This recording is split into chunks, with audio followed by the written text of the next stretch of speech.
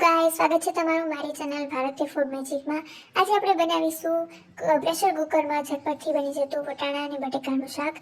તો તેના માટે મેં લીધું છે પ્રેશર કુકર, એમાં 2 મોટા ચમચા તેલ, પછી જીરું અને તમાલપત્ર એડ કરીશું અને પછી એમાં એક મીડિયમ સાઇઝની સુધારેલી ડુંગળી એડ કરવાની છે।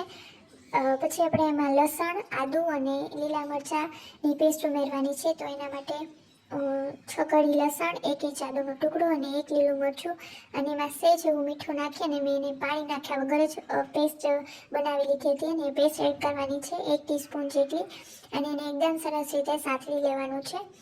અને પછી આપણે એમાં મસાલા કરીશું। તો એમાં હળદર, ધાણા જીરું પાવડર, આમચૂર પાવડર અને કાશ્મીરી લાલ મરચું એડ કરીશું। જો તમારા ઘરમાં નોર્મલ મરચું ખવાતું હોય તો તમે મરચાંનું પ્રમાણ એ રીતે એડ કરજો। અને પછી આપણે લીલું મરચું પણ નાખ્યું છે, તો તમે એ પ્રમાણે જે શાકની તીખાશ છે એ બેલેન્સ કરી લેજો। અને પછી આપણે એમાં મસાલા નાખીને તરત જ પાણી એડ કરી દઈશું, જેથી આપણા મસાલા છે એ બળશે નહીં।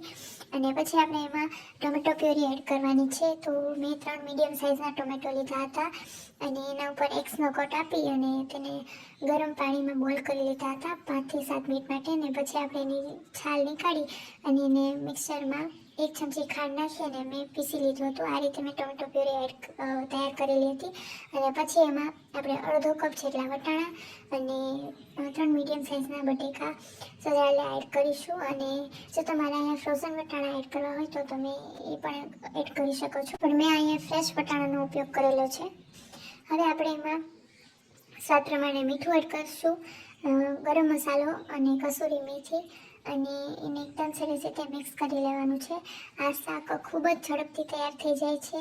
જો તમારે ટિફિનમાં લઈ જવું હોય કે તમે બહાર મુસાફરીમાં કેવી રીતે તમે જતા હોય તો પણ આ શાક ખૂબ જ સરસ ઝડપથી તૈયાર થઈ જાય છે અને ખાવાની પણ ખૂબ મજા આવે છે। હવે આપણે એમાં 3/4 કપ જેટલું પાણી એડ કરી દઈશું અને પાણી મેં થોડું ગરમ લીધું હતું, જેથી આપણું શાક છે એ ઝડપથી તૈયાર થઈ જાય અને એને એકદમ સરસ રીતે મિક્સ કરી લેશું।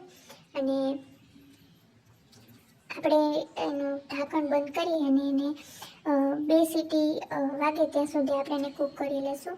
અને પ્રેશર કુકરની 2 સીટી થઈ જાય પછી એની તરત આપણે હવા નીકાળી દઈશું, એટલે આપણું શાક છે એ એકદમ આમ ફેદા ન થઈ જાય, આપણે જે રીતનું જોતું હોય એ પ્રમાણે આપણને મળી જાય। અને હવે જો એકદમ સરસ રીતે આપણું શાક તૈયાર થઈ ગયું છે। આપણે જેટલો રસો જોઈતો તેટલો રસો પણ છે। અને હવે આપણે એમાં લીલા ધાણા એડ કરી દઈશું અને એકદમ સરસ રીતે મિક્સ કરી દઈશું। અને હવે આપણે એને સર્વ કરીશું। તમે તમારા ઘરે જરૂરથી ટ્રાય કરજો અને મારી ચેનલને સબસ્ક્રાઈબ ન કરી હોય તો સબસ્ક્રાઈબ કરી લેજો। Thank you so much.